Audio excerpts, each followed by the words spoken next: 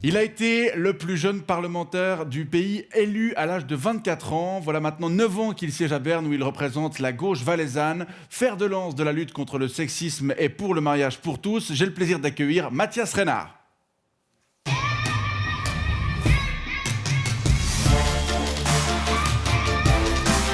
Merci.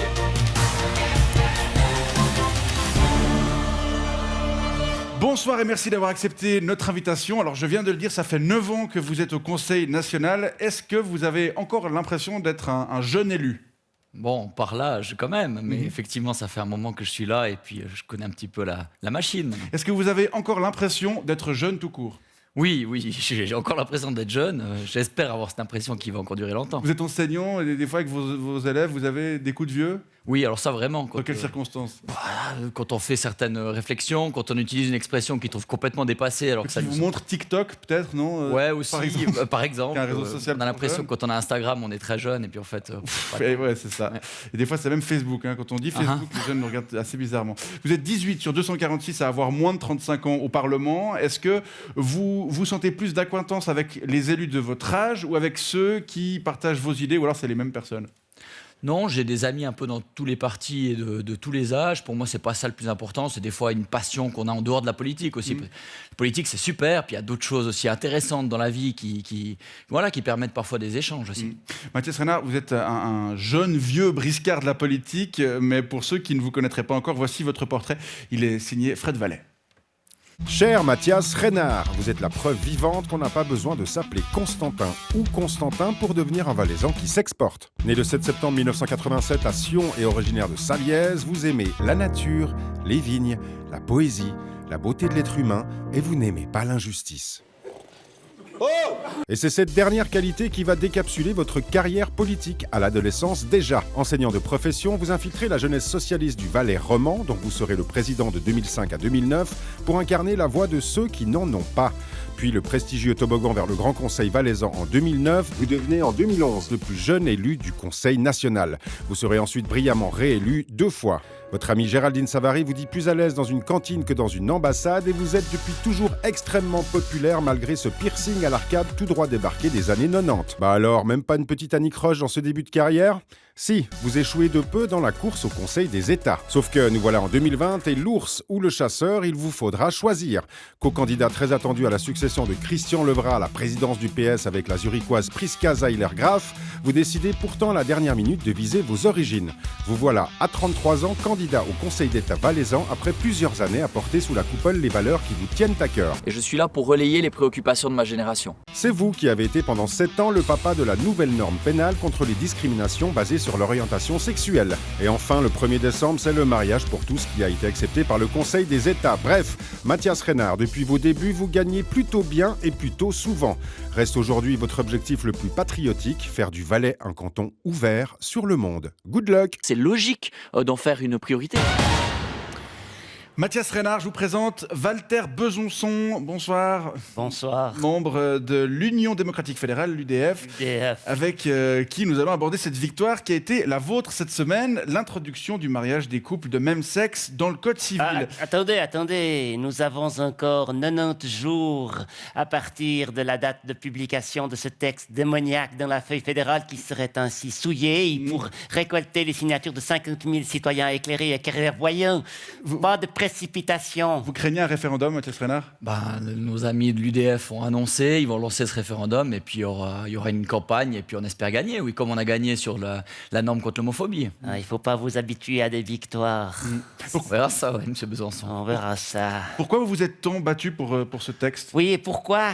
C'est quoi, vous êtes battu pour ce texte, pour la norme que vous venez de citer. Qu'est-ce qui se passe ? Vous êtes vous-même victime de cette pathologie avec votre piercing.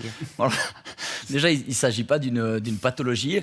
Alors et puis, je pense qu'on peut s'impliquer pour les droits humains de façon générale sans être directement touché. On peut s'impliquer contre le sexisme sans être une femme. On peut s'impliquer contre le racisme sans être noir. Et s'impliquer contre l'antisémitisme sans être juif. Ça n'a strictement rien à voir. Puis en général, les personnes qui sont les plus homophobes ont plutôt un problème avec leur propre sexualité. Donc je vous renvoie à la question, M. Besançon. Pas du tout. J'aime beaucoup ma femme avec qui je suis depuis que j'ai l'âge de 13 ans et demi.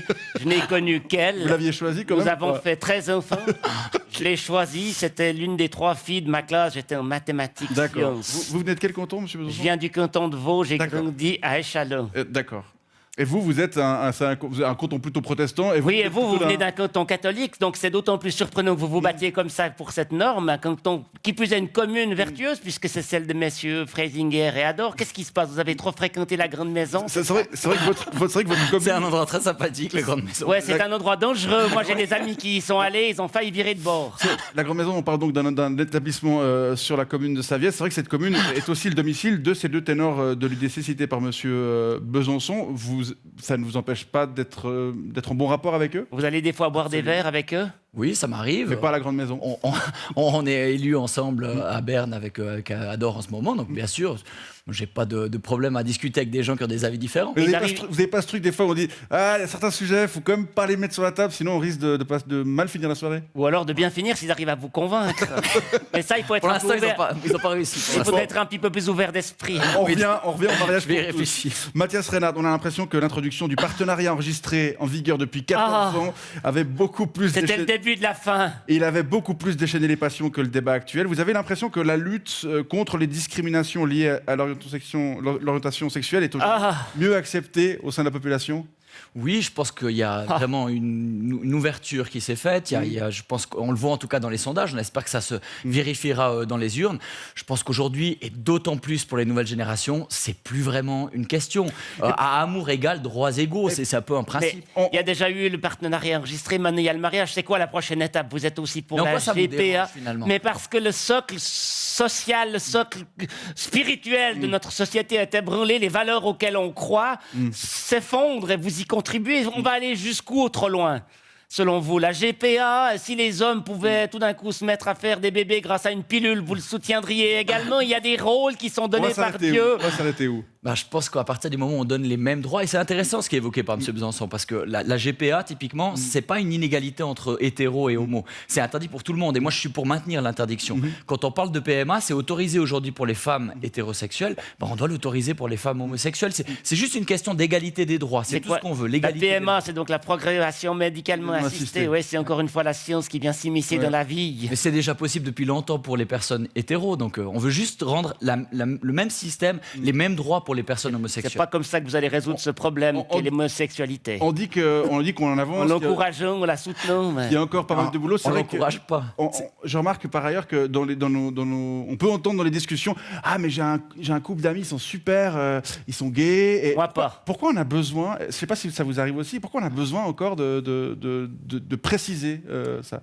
Parce que c'est pas encore réglé, on n'a pas encore l'égalité des droits, on vient d'aboutir à une norme contre l'homophobie, on aboutira peut-être dans quelques mois à un mariage pour toutes et tous, et c'est des grandes évolutions qui permettent ensuite une normalisation. Puis ensuite, on n'a plus besoin de préciser ce genre de choses, comme on s'évitera bien des débats avec des personnes qui en fait sont irrespectueuses et qui voient chez les autres, chez l'amour d'autres personnes, c'est juste de l'amour consenti entre deux personnes. Voilà, c'est la fornication n'est pas de l'amour. Mathias Reinhardt, je vous propose maintenant de répondre aux questions suivantes de manière très brève, par oui ou par non à cette caméra. C'est des questions qui vous sont posées par Fred Vallet. C'est parti. Bonsoir, monsieur Reinhardt. Vous allez bien? Ça va bien, et vous? Vous êtes empressé d'aller dans un bistrot roman jeudi soir? Non. Est-ce que la santé doit primer sur l'économie, selon vous?